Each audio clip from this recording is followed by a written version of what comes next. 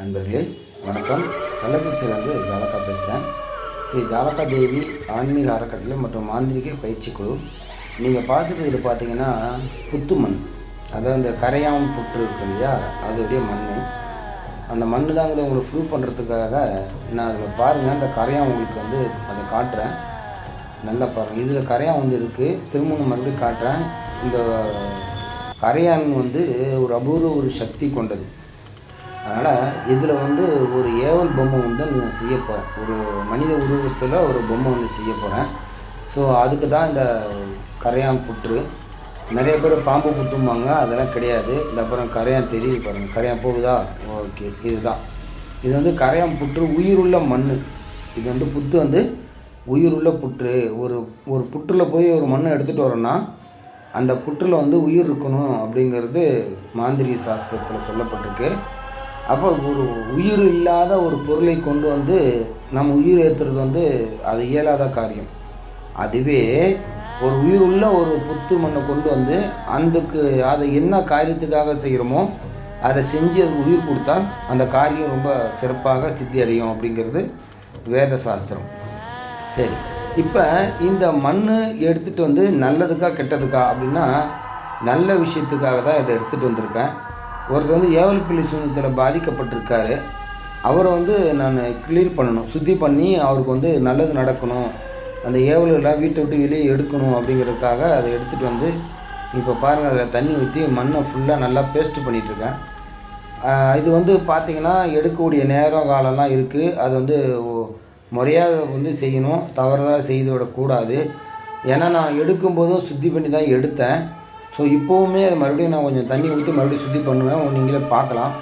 So இது குருனுடைய அனுமதியோடு செய்யுங்க. இதை செஞ்சோம் அப்படின்னா ஏவல் செய்து வைக்கும்போது கட்டாயம் அந்த வீட்டில் இருக்கக்கூடிய பிரச்சனையெல்லாம் தீர்றதுக்கான வழி 100% இருக்குது என்பது என்னுடைய ஒரு கருத்து தான். ஏன்னா நான் நிறைய செஞ்சுருக்கேன். அதனால் ஐயா இது எப்படி புத்து மண்ணில் செஞ்சால் சரியாக போகுமா அப்படின்னு நீங்கள் எல்லாம் என்ன கேள்வி கேட்கலாம். ஸோ ஆனால் என்னுடைய அனுபவமாக நான் செஞ்சுருக்கிறேன். நான் செஞ்சுருக்கேன். அதனால் நான் இதை செய்து தரேன். அது சாத்தியமாக தான் இருக்குது. ஆனால் எல்லாத்துக்கும் அந்த இது கிடைக்குமா அப்படிங்கிறது எனக்கு தெரியாது. நான் செய்கிற இந்த விஷயத்தில் கண்டிப்பாக கிடைக்க வாய்ப்பு இருக்குது அப்படிங்கிறது தான். ஸோ இது முறையாக தெய்வத்திட்ட பர்மிஷன் வாங்கி இதை நம்ம செய்யணும். இதை செய்கிறதுனால பின் விளைவுகள் நிறைய இருக்குது. அது நான் தெரியாமல் யாரும் பண்ணக்கூடாதுங்கிறது தான். ஃபஸ்ட்டு பார்த்திங்கன்னா விபூதி போட்டிருப்பேன், மஞ்சள் போட்டிருக்கேன், குங்குமத்தை போட்டுறேன். அது அந்த கற்பூரத்தில் எடுத்து அந்த மண்ணை எடுத்து அதில் காட்டி அந்த தீபாராதனை காட்டி அதை மனதார சங்கல்பம் பண்ணி நான் எப்படி உட்காந்துருக்கேன் பாருங்கள், சங்கல்பம் பண்ணி அதுக்கு பிறகு அதை நம்ம உருவேற்ற செய்யணும். அதாவது உருவமாக அந்த மண்ணை உருவமாக பிடிக்கணும். நல்லா பேஸ்ட் பண்ணணும். ஏன்னா மண் நல்ல பசை இருக்கும். புத்து மண்ணை பொறுத்த வரைக்கும் நல்ல பசைத்தன்மை இருக்கும். அது நல்லா நீங்கள் நல்லா பேஸ்ட் பண்ணி நல்லா போடணும். அதுவே நீங்கள் அதை பிடிக்க ஒரு மாதிரி கல் மாதிரி ஆகும். ஏன்னா அப்படி தான் பிடிக்கணும். அந்த பதம் வர வரைக்கும் நம்ம அதை போட்டு நல்லா பேஸ்ட் பண்ணிகிட்டே இருக்கணும். அதாவது மண் பெசைய அது ஒரு தன்மைக்கு வந்துடும். அது பிறகு தான் நம்ம அதில் உருவங்கள் பிடிக்கணும். இது உருவங்கள் பிடிக்கிறதுக்கு நாள், கோள், கிழமை, திதி, ஓரை, பச்சி எல்லாமே பார்க்கணும். இல்லைனா ஒருத்தர் சாதாரணமாலாம் பொம்மை செஞ்சாலாம் போயிடுமான்னா போகாது. நம்மக்கிட்ட முறையான உபவாசம் இருக்கணும், முறையான தெய்வங்கள் சித்தி பெற்று இருக்கணும். இந்த பாருங்கள், உங்களுக்கு எப்படி வச்சுருக்கேன் பாருங்கள். இது ஒரு எப்படி செய்கிற ஒரு லிங்கம் போல் செஞ்சு திரும்ப ஒரு பாக்ஸில் வச்சு அதை உருவத்தை நான் செஞ்சிட்ருக்கேன்.